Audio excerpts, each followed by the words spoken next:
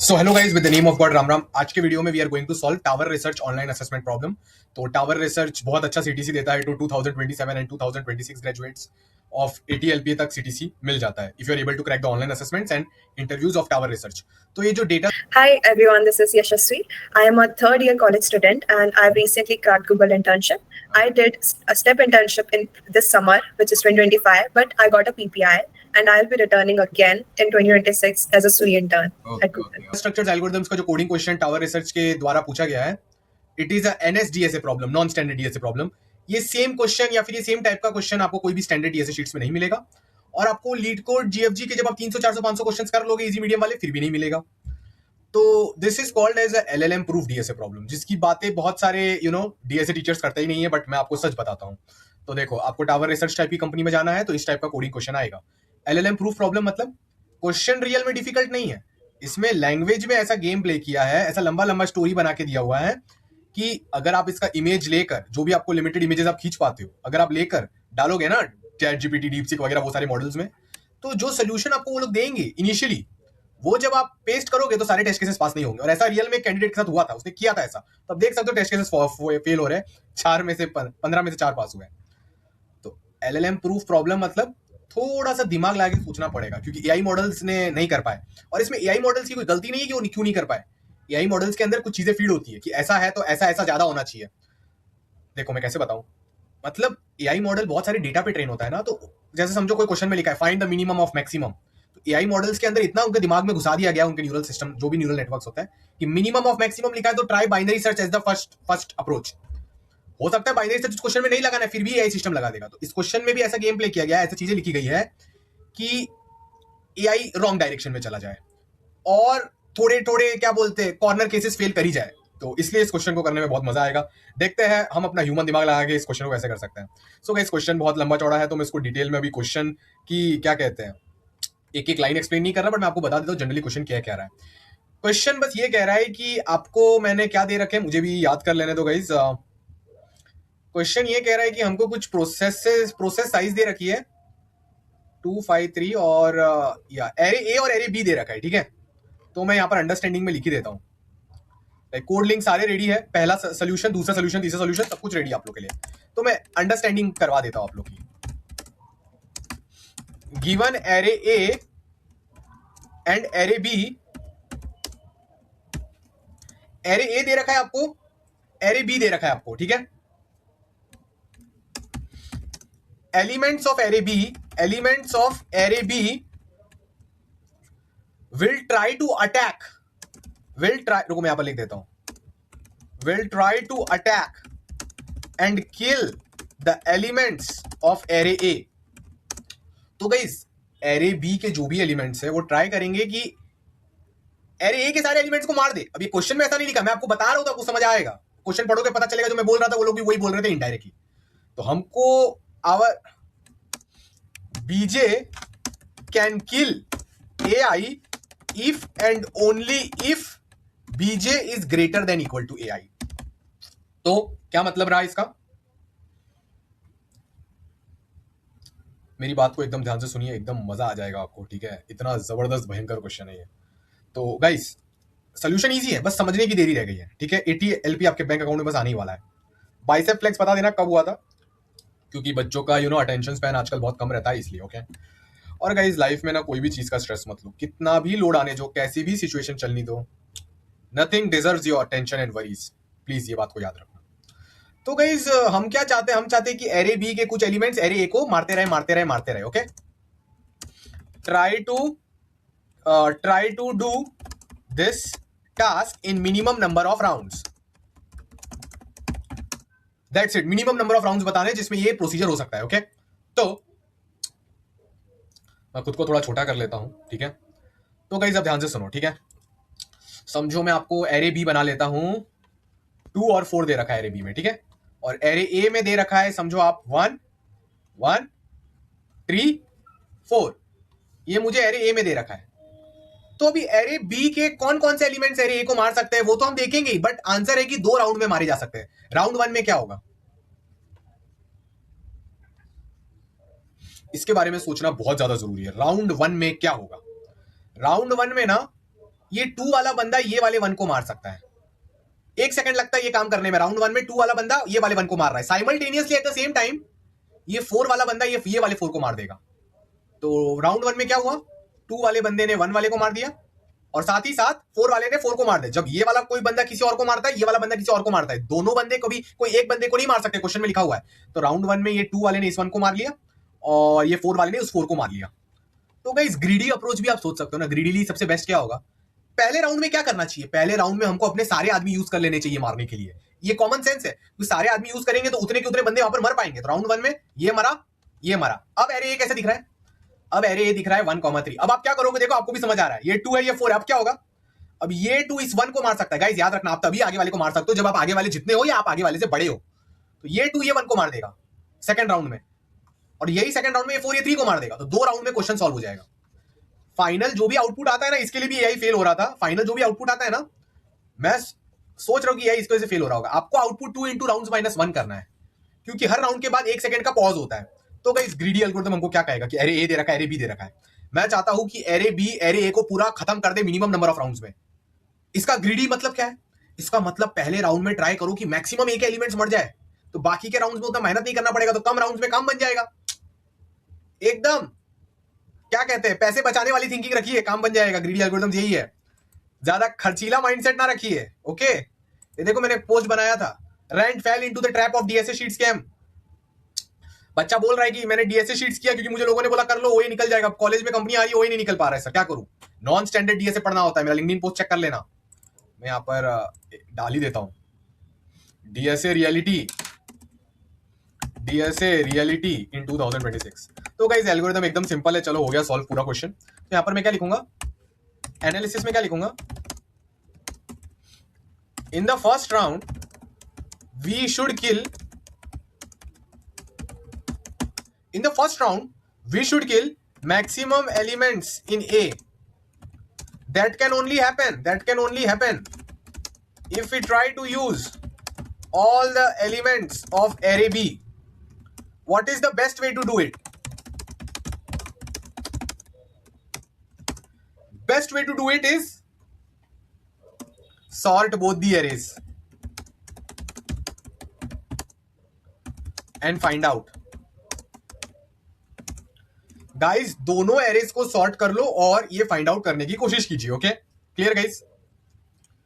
सो मेरी बात को आप लोग ध्यान से सुनेंगे। तो गाइस ये कैसे पता चलेगा क्या करना है, इसका n स्क्वायर सोल्यूशन अभी के अभी निकाल सकते हैं। देखो ऐसे रैंडमली थोड़ी ना देखते जाएंगे 2 इससे बड़ा है, ये इससे बड़ा है, कोई स्ट्रक्चर नहीं आ रहा है, विजुअलाइजेशन में प्रॉब्लम हो रहा है। तो दोनों एरे को सॉर्ट कर दो। तो सॉर्ट करने के बाद कैसा दिखेगा, रिवर्स सॉर्ट मारना, उल्टा 4 3 1 1। ये एरे ए है, ये एरे बी है 4 2। तो देखो ये बड़े से सारे एलिमेंट छोटे हो रहे हैं, ये बड़े से सारे एलिमेंट छोटे हो रहे हैं। तो कुछ नहीं करना है बाबूजी, कुछ नहीं करना है। पहली बात तो ये बाइसेप फ्लेक्स के साथ बता देना हनी सिंह सर ने गाने में आगे क्या बोला था। अब मेरी बात सुनिए गाइस, एंजॉयमेंट करना है, स्ट्रेस बिल्कुल नहीं लेना है। Calm down, you can do it guys, you can do it, love you all, love you all, love you all. Okay तो हम क्या बात कर रहे थे, सोचते हैं इसके बारे में। हम चाहते हैं कि पहले ही राउंड में ये वाला बंदा, ये 4 की औकात क्या है, 4 चाहे तो 4 कौन से सबसे बड़े एलिमेंट को मार सकता है उसके लिए ट्राई करना चाहिए। अरे ग्रीडी एल्गोरिथम, देखो आप 4 हो तो क्या आप कभी ट्राई करोगे कि 4 हो तो 1 को मारो, अरे ये तो बुलिंग हो जाएगा। बुलिंग थोड़ी करना है, मतलब आप 4 हो, अगर आप 4 हो तो आप 4 से छोटे कोई भी बच्चों को मार सकते हो। बट क्या कोई मुझे इस कमेंट्स में, यूट्यूब के कमेंट से बता सकता है कि सर अगर आपकी वैल्यू 4 है तो आपको 4 को मारने का चाहिए, बच्चों को मारने की जरूरत नहीं है। क्यों, कॉमन सेंस लगाओ। अगर आप 4 हो, मैं मानता हूं आप 4 को भी उखाड़ सकते हो राउंड 1 में, या तो 3 को उखाड़ो, या तो 1 को, या तो ये 1 को। पर मैंने क्यों सबसे बड़ा वाला बंदा लिया, क्योंकि छोटे लोगों को मारने के लिए छोटे बंदे हैं ना अपने सॉर्टेड एरे में 4 से छोटे, वो काम उनको दे दो, वो रिस्पॉन्सिबिलिटी आप क्यों ले रहे हो। समझो अगर आपने ऐसा गलत काम किया, इसको बोलते हैं रिवर्स कॉन्ट्राडिक्शन। समझो किसी ग्रीडी एल्गोरिथम में प्रूव करना, नहीं नहीं नहीं sir, it is optimal in round 1 to take 4 and make it beat 1। ठीक है, अगर आपने ऐसे करने की जरूरत की तो क्या होगा, अब ये 2 क्या करेगा, ये 2 तो 4 3 को बीट नहीं कर सकता, ये वाले 1 को बीट करेगा। सेकंड राउंड में क्या हो जाएगा, अब सेकंड राउंड में ए दिख रहा है 4 और 3 और बी दिख रहा है 4 और 2। अब 2 इसमें किसको बीट ही नहीं कर सकता, सिर्फ 4 बीट कर सकता है। तो सेकंड राउंड में 4 इस 4 को बीट करेगा। फिर थर्ड राउंड में ए 3 लिखा है और बी 4,2 लिखा है और ये इसको बीट करेगा। 3 राउंड लग गए। ये 3 राउंड क्यों लगे, क्योंकि ये जो छोटे बच्चे थे ना, छोटे लोग को आपको उनको बीट करने देना चाहिए था, ताकि आपकी एनर्जी सही जगह यूज हो। अगर आप हाई लेवल बंदे हो यार, आप 4 बड़े बड़े लोगों को मारो ना, आप राजा हो तो आगे वाले राजा को अटैक करो ना, उसके छोटे छोटे सिपाहियों को अटैक करोगे क्या? तो guys algorithm is very simple. मैं इस एरे को ऐसा यहां से ट्रेवल करूंगा और देखूंगा कि यहां से सबसे बड़ा बंदा कौन सा है 2 पॉइंटर एल्गोरिथम के हिसाब से जो इसको मार सकता है। तो ये 4 वाले बंदे को ये मार सकता है। ओके, फिर अब मैं देखूंगा 2 किधर किसको मार सकता है, तो ऐसे सॉर्टेड वे में जाऊंगा क्योंकि ये इससे छोटा है। तो जिधर मैं अभी आगे भी बंदों को मार सकता हूं उससे छोटे ही होंगे। तो चेक करो, क्या 2 3 को मार सकता है? नो। क्या 2 1 को मार सकता है? यस। तो मैंने पहले राउंड के लिए बेस्ट कैंडिडेट सिलेक्ट कर लिए। What will be the best candidates? If I sort both the arrays I can prove it algorithmically mathematically कि जो मेरे एरे बी का जो सबसे बड़ा एलिमेंट है वो हमेशा एरे ए के सबसे बड़े एलिमेंट को मारने के लिए यूज होना चाहिए। हाँ, अगर एरे ए में कोई भी एलिमेंट है जो 4 से भी बड़ा है, लेट्स से एरे ए के अंदर 5 है, देन द आंसर इज -1। कभी सॉल्व ही नहीं हो सकता। 5 को बीट करने के लिए 5 या 5 से बड़ा बंदा चाहिए बी के अंदर। तो जनरली अगर आंसर -1 नहीं है, इसका मतलब क्या है? Answer can always be A dot size. मतलब जो बी का सबसे बड़ा बंदा है वो हर राउंड में एक एलिमेंट को उड़ा सकता है। ये 4 इसको उड़ा सकता है, फिर इसको, फिर इसको, फिर इसको, बट इसमें राउंड्स 4 हो जाएंगे। So guys the best algorithm, मैंने पूरा बोल बोल के फील करवा दिया होगा, is the biggest element of array B will attack the biggest element of array A. तो ये इसको अटैक करेगा, तो इसको निकाल दो। अब अपने दिमाग से फिलहाल के लिए इसको निकाल दो। अब राउंड 1 में ही रिमेनिंग एरेज क्या रहेगा? 3 1 1 और ये 2। तो फिर से सेम एल्गोरिथम लगेगा। अभी बिगेस्ट एलिमेंट ऑफ बी कौन है? 2 है, और यहां पर बिगेस्ट कौन है? 3 है। पर क्या 2 3 को मार सकता है? नहीं। तो एक पॉइंट छोटा जाना पड़ता है, उसको 1 को अटैक करना पड़ता है, और डिसाइड हो जाता है कि राउंड 1 में ये वाला एलिमेंट इसको मारे, ये वाला एलिमेंट इसको मारे, ये वाला एलिमेंट इसको मारे, और उन सबको निकाल देते हैं। फिर राउंड 2 में सेम एल्गोरिथम करते हैं, राउंड 3 में सेम एल्गोरिथम करते हैं। एल्गोरिथम तब तक चलाते हैं जब तक ए एम्प्टी ना हो जाए। सो गाइस ये तो सबको समझ आ गया। मैं आपको एक छोटा ओवरव्यू भी दे देता हूं, समझो। एक मेरे पास एक अच्छा टेस्ट केस हुआ करता था। Let's see if I have that test case और नॉट। एक बहुत अच्छा टेस्ट केस हुआ करता था, मैं आप लोगों को दिखा देता हूं। टेस्ट केस है मेरे पास, यहां पर लिख के रखा है ना, बहुत लंबा चौड़ा टेस्ट केस है। 50 for 50। ये टेस्ट केस से आपको सब क्लियर हो जाएगा। ओके, तो ये एरे ए है हमारा। 50 शॉर्ट शॉर्ट करके लिख रहा हूं। 50 के बाद क्या था भाई? 48 30 17 16। 48 30 17 16, भूलना मना गाइस ये नंबर। 17 16 17 16 15 7 1 15 7 1। ये सारे एलिमेंट्स को बीट करना है मिनिमम नंबर ऑफ राउंड्स में। देख रहे हो ना एआई क्यों फेल हो गया? बस ये छोटी मोटी चीजों की वजह से। यहाँ पर 50 43 17 13 1 50 43 50 43 17 13 1। वाओ। तो गाइस क्या होगा? पहले राउंड में दिख रहा है ये वाला 50 इसको मारेगा, फिर ये वाला 43 इस 30 को मारेगा, फिर ये वाला 17 इसको मारेगा। देख रहे हो ना, सब लेफ्ट से राइट जा रहा है। अब ये वाला 13 किसको मारेगा? इसके बाद इतने सारे तो बीट हो गए। अब इसी के आगे क्या मिल रहा है? ये सारे मिल रहे हैं, तो ये वाला 13 मारेगा इस 7 को। 1 2 3 4 5 6 7 8, हाँ। और ये वाला 1 मारेगा इसको। तो एक राउंड हो गया। अब दूसरे राउंड में क्या होगा?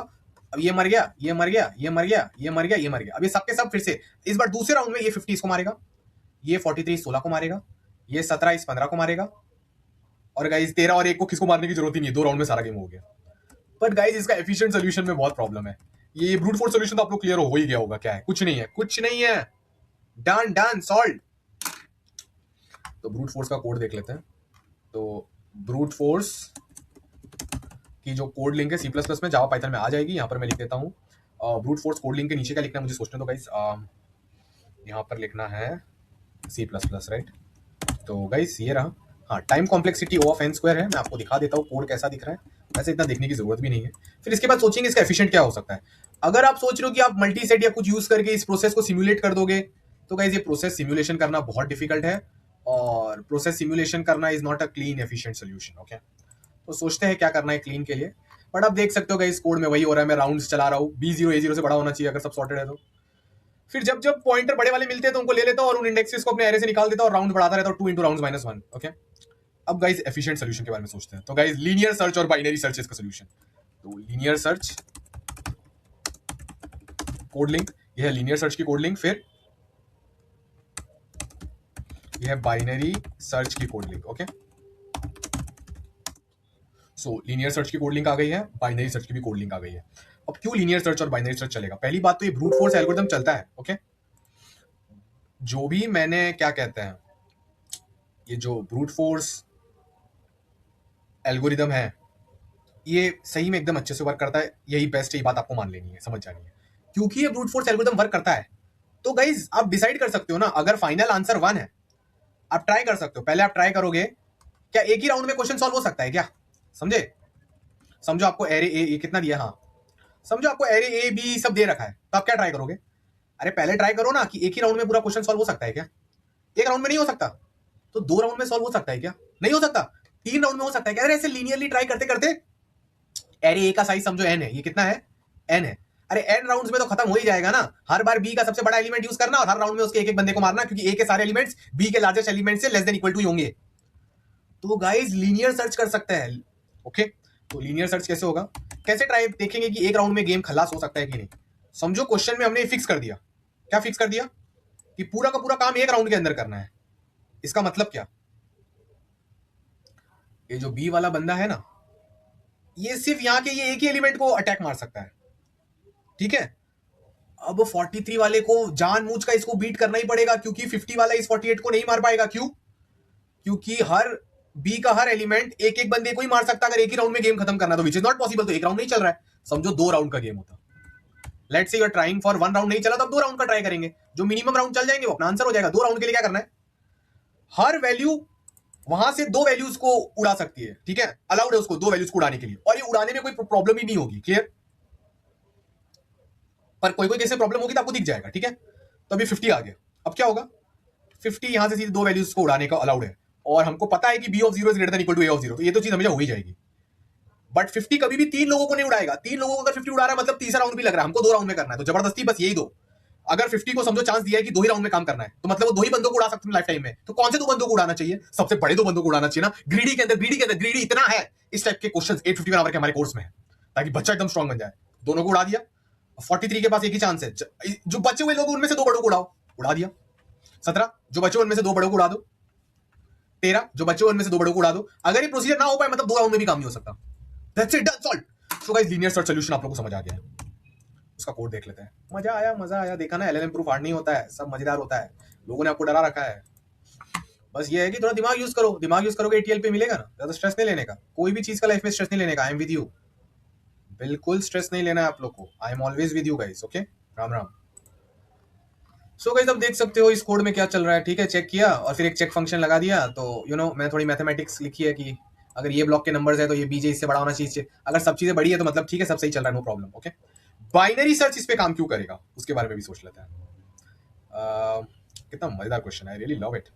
तो अगर बाइनरी सर्च के बारे में सोचे तो गाइस दिखती बात है, समझो अगर मैं ट्रू फॉल्स फंक्शन बनाऊं, अगर 1 राउंड में हो जा रहा है, 2 राउंड में हो जा रहा है, 3 में हो जा रहा है, 4 में हो जा रहा है, 5 में हो जा रहा है, 6 में हो जा रहा है, 7 में हो जा रहा है, टिल एन ले लो, ठीक है। तो जब छोटे नंबर्स के लिए ट्राई करोगे, 1 राउंड ट्राई करोगे नहीं चला, 2 राउंड ट्राई करोगे नहीं चला, 3 राउंड ट्राई करोगे नहीं चला, समझो चौथे राउंड में वो चलना चालू हो गया। मतलब 4 राउंड अगर आप ठक ठक ठक ठक करोगे तो सब मर सकते हैं, एफिशिएंटली अगर करोगे तो 4 राउंड में अगर कोई चीजें मर सकती है तो 5 राउंड में तो ऑब्वियसली मरेगी। 6 राउंड में ऑब्वियसली सब मरेंगे। अगर 4 राउंड में ही सब मर सकते हैं तो 5 और 6 राउंड में तो कुछ करना ही नहीं है। 5वें 6वें राउंड में किसको ही मत मार, तो भी सब डेड है। तो गाइस ये जो फंक्शन है ये मोनोटोनिक फंक्शन है। पहले सारी values F F F F आती है, फिर T T T T T आने लग जाती है। सब नहीं पता तो मेरा प्रीरिक्विजिट कोर्स करो, हैशिंग प्रीफिक्स सफिक्स का प्रीरिक्विजिट कोर्स करो, मेरा ग्रीडी का प्रीरिक्विजिट कोर्स करो, मेरा बाइनरी सर्च का प्रीरिक्विजिट कोर्स करो। इसमें सब बहुत डिटेल में समझाया हुआ है उसमें। अगर आप लोग को नहीं आता तो मैं दिखा देता हूं। प्रीरिक्विजिट,